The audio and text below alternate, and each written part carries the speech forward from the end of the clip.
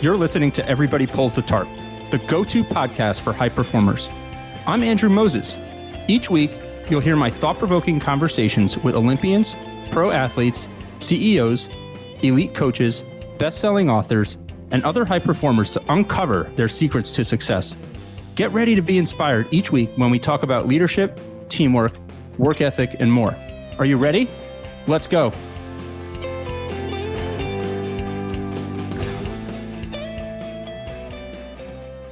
All right, everybody. I am super excited for this one. My guest today is Amanda Balionis, the star broadcaster at CBS Sports, covering golf, NFL, football, you name it. Amanda, welcome to Everybody Pulls the Tarp.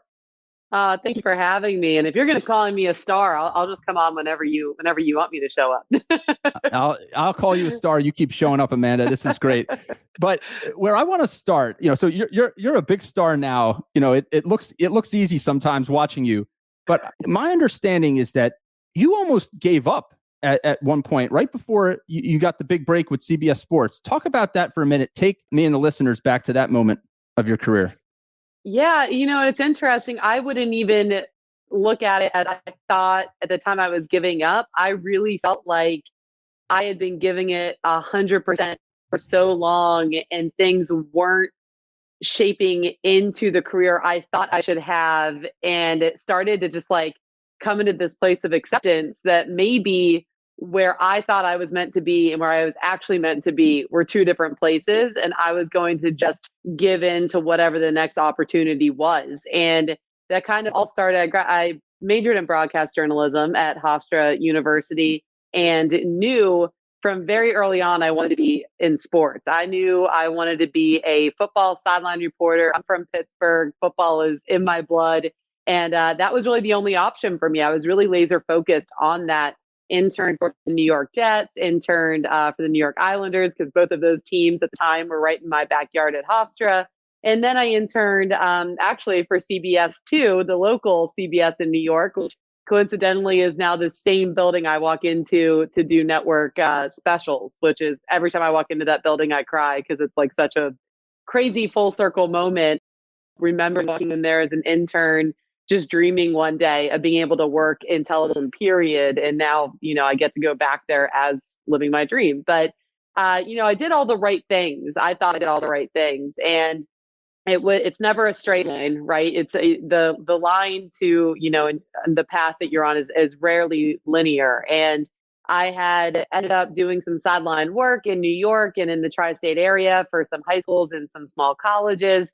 And then I got the call, which I thought was going to eventually lead to my big break at pdtorch.com. So I moved down from Manhattan to Jacksonville, Florida, which was a huge culture shock in 2011. And, in my head, again, I had this all planned out. And I'm I'm going to spend 2 years there and I'm going to get picked up by a network or a channel. And we're going to move on with our lives and I'll be in TV and everything will be great. And did not work out that way. I was at pdtorch.com for 5 years. And for those whole 5 years, I'm just waiting and I'm emailing people who do the hiring at Golf Channel, at NBC, wherever I thought, at local, Fox affiliates all over the country, just trying to get my foot in the door to cover sports on television. And it just wasn't happening. Nobody was interested. I had done a couple auditions at other places, up in the New England area, but just nothing really came to fruition. And I finally, at year 5, hit my wall. You're working these crazy hours. I didn't have weekends. I had no real personal life to speak of because my schedule was so crazy. And I got this call out of the blue from Callaway Golf, and they were like, "Hey, we know you love San Diego, and we would love to bring you over to our marketing team to help us launch our media production department." And I really felt like, what, I worked my butt off. I did all the right things. I did all the right internships. I networked with all the right people. And if this just isn't my path, if being a reporter isn't for me, and I'm getting this opportunity to work Monday to Friday in the most beautiful place in the country and still stay in sports, maybe I need to let go of what I thought my life was going to look like and just go where life is taking me. And I took the job. I moved across the country. And lo and behold, one, I'm not built for corporate America, which I learned very quickly. I mean, 9 to 5 was an insane, I would just leave. Like I'd be done with my work and I would just leave. And my boss finally called me and he's like, dude, you can't leave at 2 o'clock on a Wednesday. I'm like, but I was done with my No. work. He's like, it doesn't, I'm like, but what do you want me to do? He's like, you sit there until 5. Sit I'm there, like, you find something oh. else to do. Right. I was like, no, that's, I was so assignment based and I still am that way. Like if you give me a task, I'm good. I'll work 14 hours until that task is done. But I was not really built for that corporate America, which I learned quick. And about 3 months into this of me trying to figure out what this new life looks like, I get this call from Turner Sports and I had done their digital coverage actually with Michael Breed. I know is a good friend of yours who now is also obviously with us at CBS. And they said, hey, we know you've done the digital coverage for us the last few years. And actually, the previous year, that digital coverage was canceled. So I thought I had no job with them. They said, we not only want you back, but we want to promote you from the digital coverage to our network coverage. And I will never forget getting that call. I called my parents immediately. I was sobbing. And my dad was like, I don't know what you're crying about. I'm giving you to your mother. Cause he was like, I don't know what's happening here. And I just realized like, man, I had let go. And all of a sudden was, I think just my ability to let go and be happy and accept with where I was actually ended up being the perfect timing to, to get this opportunity that I had worked for my whole life. And, Turner Sports at the time was partners with CBS. So CBS was actually the one producing me for that whole week. I knew if I could do what I feel like I was made to do with CBS, not being able to ignore me, that was my moment to prove that I deserved to be there. And that's what ended up happening. I worked for Turner that week. And then the following week, I got a call from CBS and they said, we'd love to give you an audition at the Genesis Open. So this week is my anniversary work week. And it was basically a live network television audition. If it went well, they were going to talk to me about coming back. And if it didn't, then I was going to go back to my Monday to Friday marketing job that I was likely going to get fired at any day if I didn't get that job. Well, it turned out and it worked out well for you, Amanda. So let's dig into a little bit of that further. Was there any point where someone had told you in the industry, they said, you know what, Amanda, this probably isn't for you, or you don't have this skill set, or was it all this self-realization that, hey, if this doesn't work out, I gave it my best shot, it just might not work out? Oh no, there were people. Yeah, of course. Listen, I compare the broadcast industry to Instagram comments, and the Instagram comments, right? I will post something and someone's like, you're garbage. And then the next person is, you're my favorite reporter on any platform that does sports. And that's exactly how hiring executives treat it too. It's so subjective. One person can look at me. I mean, there was one place I tried to get to for all 5 years when I was at pjtour.com, to the point where I was just emailing like a desperate whatever, the hiring person saying, can you please just even meet me for coffee? I'll drive to you the 2.5 hours just to explain to me what you're looking for, and I will try to be that. And she would answer back, no, like she had no interest in me at all. And I could have taken that really personally and been like, I'm not, and she actually told my agent at one point, she is not better than one person that we currently have or are looking at hiring. And I was like, you know what? She just doesn't get it. She doesn't get me. I don't think she sees the skill set that I can bring to the table. And I think I really did have so much self-belief in myself that even when people were critical of me, I felt like, okay, I'm not for everyone, but I don't need to be, right? You just need the right person to be in your corner at the right time. And honestly, if I had gotten what I wanted so desperately at that time, I would have never ended up at CBS with my literal dream job, not just doing golf, but now back doing NFL football and college football and working with, mentors like Jim Nantz. Like this would have never happened if I would have gotten what I so desperately wanted for that period of time. So I do look at it like that I think if you're giving it your best and you have something that's a little bit different, people are going to be critical because it's different, right? Like I don't think I really interview the way a lot of other people interview when you turn on a golf broadcast. That doesn't make it wrong. you just need the right people to see it the way you do. And that's all it takes. It's just one person at the right time. So over those years, while you're preparing for that big break, it's worked out tremendously well so far. You're getting reps, you're getting practice, you're honing the craft. Talk about that for a bit. Now you've got this self-belief. You have this self-belief that what you're doing is unique, what you're doing is of high quality. How do you continue to get better, even though you're believing in what you're doing? Well, I don't think that self-belief is just blindly there. My self-belief came from my ability to prepare in my mind better than anybody else. Like, I know when I walk into a room, especially with the announcers I work with, like, think about the announcers I work with: Nick Faldo, Dottie Pepper, Ian Baker Finch, Frank Navalo. I'm never going to know more about golf than them, ever. But I knew that no one else was going to be as prepared as I was. I was never going to walk in a room and have them look at me and say, she's not doing the work. I always do the work. And that's where my self-belief came from, that you're never going to put me in a room where I haven't done enough research to be able to hang in that room. And listen, I'm the most honest person on the planet with that.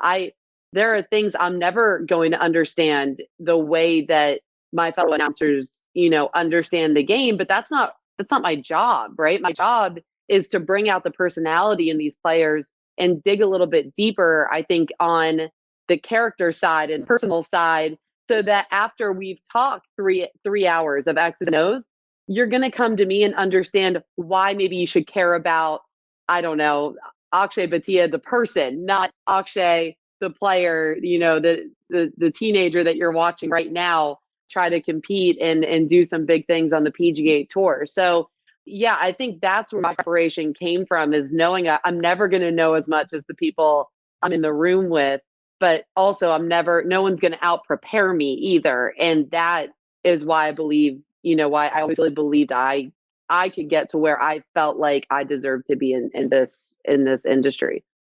Well, Amanda, I mean, I'm smiling here because I love this story, but this is the mindset that I live my life by. And this is what we talk about every week on this show. I live by this philosophy that everybody pulls the tarp. This was a mindset that's been ingrained in me since I worked in minor league baseball 16, 17 years ago. And I thought I was going to do front office work. And they told me on the first day to pack some old clothes, put them in the locker room, and get ready to help the grounds crew all season pull the tarp on and off the field. Because in the minor leagues, they have this, the same grass, the same dirt, the same field, but they have a grounds crew that's like a fifth of the size of what you have in the big leagues. So I learned quickly that in sports and in any industry, on any team, everybody has to chip in. Everybody has to contribute in unexpected ways. And I've told people throughout my whole career, I'm never the smartest person in the room. I'm never the most experienced. There's been lots of times throughout my career I've been the youngest. Almost all the time I'm the youngest in a lot of rooms, but nobody's going to out-prepare me, just like you said there. Yep. So this tarp pulling mindset to me is all about doing these things that aren't in your job description, aren't necessarily expected of you. That preparation, that relentless focus and preparation to be at your best. Take all of us behind the scenes into your preparation. Is it different for golf coverage versus NFL coverage? Take us through your processes and methods. Yeah, it's hugely different. It's funny you say that, because when you're talking about like preparing during like minor leagues, it's like when I interned at the New York Jets, and my job was to really organize the fan mail, because they had never had an organizational system with that before. And then all of a sudden I'm in the operations department and I'm zip tying banners up for summer camp. And there was a couple of years ago that something happened with the weather at one of our tournaments. And there was a banner that either came down or didn't get up. And I was like, oh, I'll go zip tie that up to the tower. And they were like, that's literally illegal. No, you can't do that.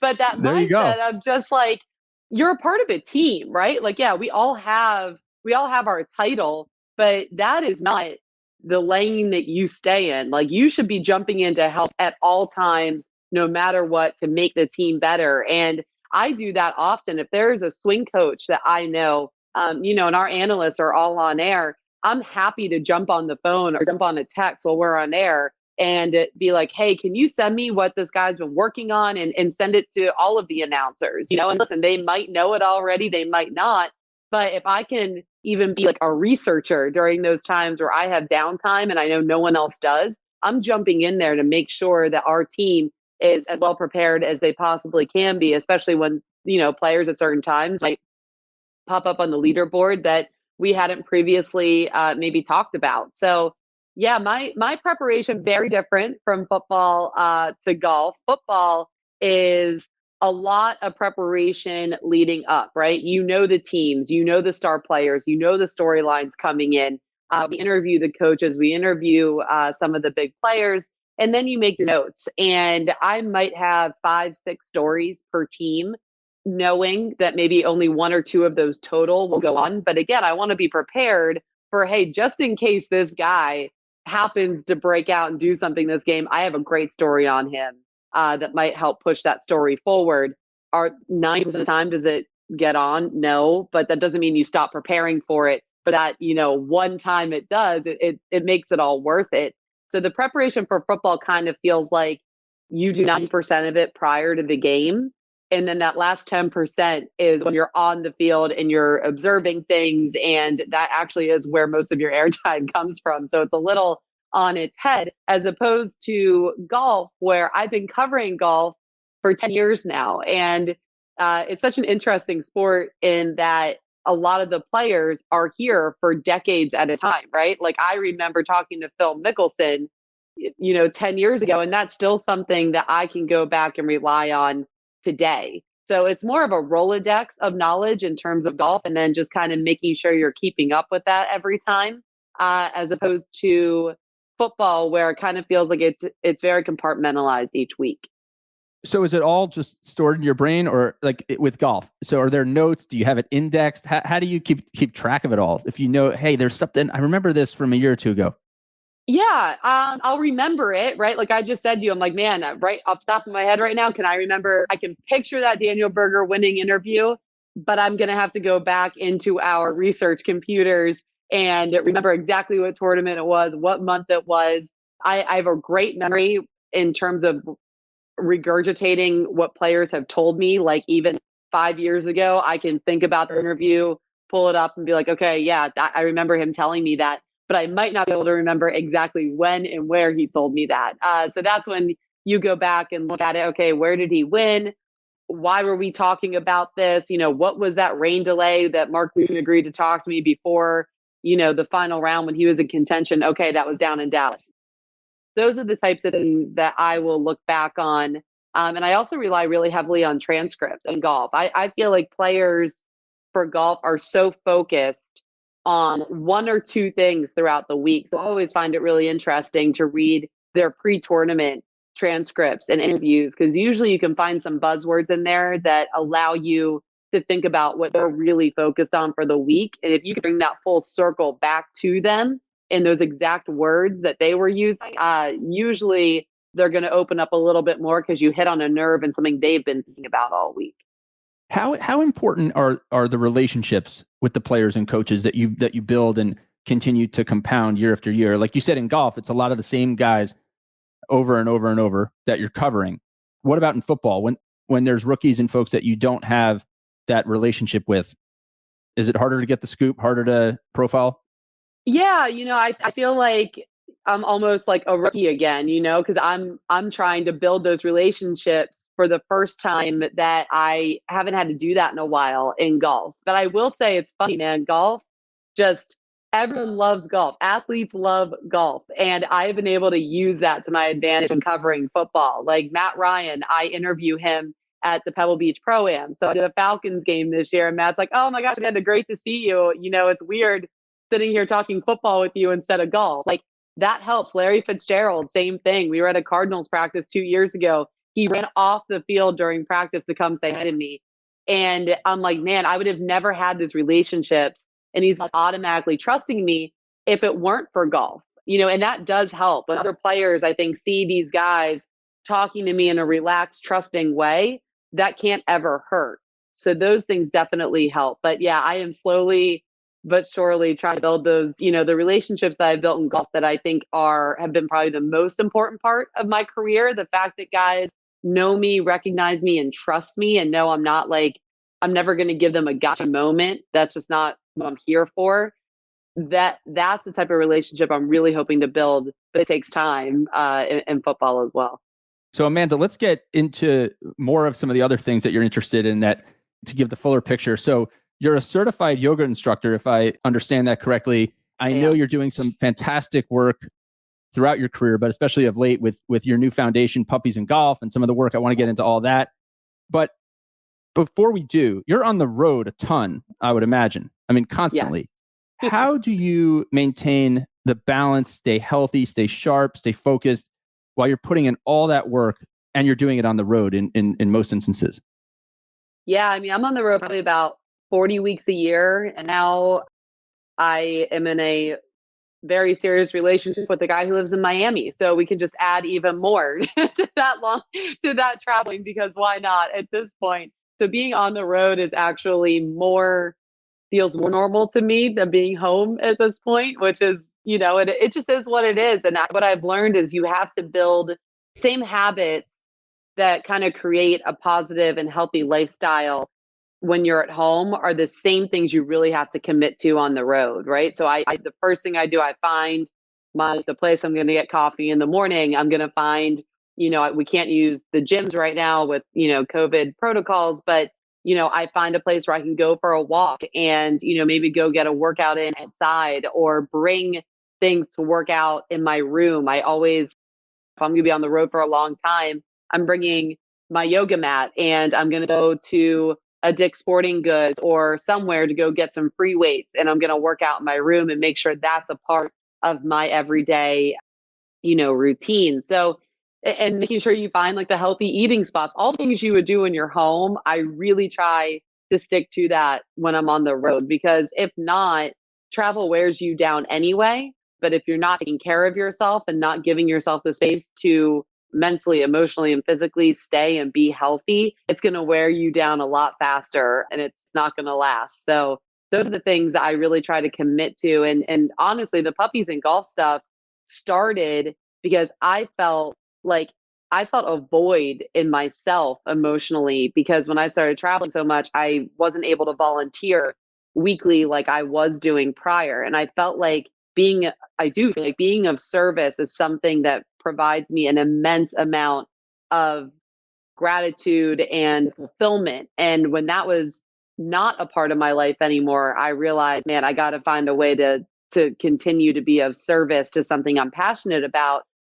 So that's when I started going to the dog shelters in different cities, and people started watching stories and actually donating to the shelters. And I was like, oh, there might be something here. So, we've grown that into an official foundation now, but really that all started from trying to maintain a healthy routine that gave me fulfillment. And it wasn't just about my job and making my whole life about, my career aspirations. It's fantastic because, so often you hear people, it's all about, you hear people complain about being on the road so much and they let their circumstances define them. You kind of flipped it and said, hey, I'm going to be on the road, let's say 40 plus weeks a year. How am I going to check more of the boxes that fill me up when I'm doing that? And you just attacked it and put a game plan together. It's so fascinating, right? Before the pandemic, I was traveling I was on a plane generally once, maybe not as much as you, but once a week, almost once a week. And every time I'd be in a new city, I would go to great cities like New York and Boston and Miami and LA. And I'd always go to, the best spot to eat in those cities, regardless of whether or not the food was healthy. And I would justify it by saying, I'm on the road. And then 8-9 weeks in, I say to myself, I'm on the road every week. I can't keep doing this. I have to actually, when I'm home, maybe I could treat myself a little better and splurge a little bit on the food outside the diet or whatever I'm doing. But for you to build a program and a process and a system to not only stay healthy, eat right, exercise, but also to give back to something that a cause you're passionate about is really cool. Where can people find more information about the Puppies and Golf, Amanda? Yeah, I mean, we can go to our website, puppiesandgolf.org, or you can follow us on Instagram, Puppies and Golf, which I advise you to do because we have a lot of happy puppy posts that will just bring a smile to your face. So those are the two places right now that you can really find us, our website and our Instagram page. I have to say, I've followed some of those stories. You can't not smile seeing some of those puppies, Amanda. So before I let you go, I always want to know, somebody who's a high performer like you, if you're not listening to this podcast, hopefully in the future, what else, Amanda, are you listening to and reading? What are you consuming to improve your content diet and make you better as a person?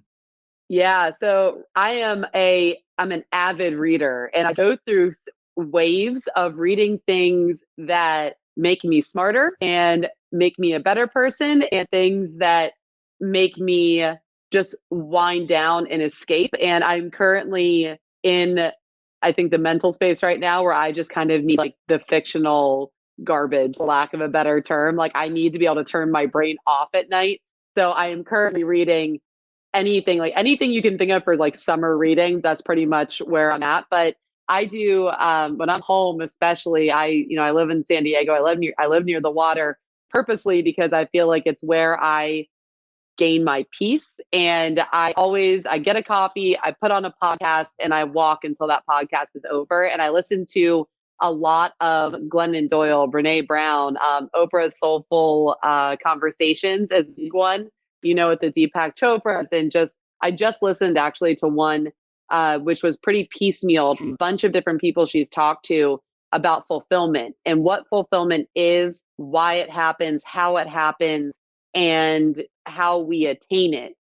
So those are things that I'm always interested. Sean Aker, I listen to a lot of him. He's a happiness researcher. I think a lot of times we think about, or at least I do, I always want to get to the root of when I'm feeling uncomfortable or distressed, why I'm feeling that way and how I can fix it. But I think maybe a lot of us don't focus enough on the positive part of it and what can help us rewire our brains to be more positive and be happier, and sustain that regardless of the things that are happening in our lives that we can't control. So I listen to a lot of that, a lot of researchers that kind of take all of this scientific proof of just the human experience and make it digestible into, okay, how can this actually be applied into my life?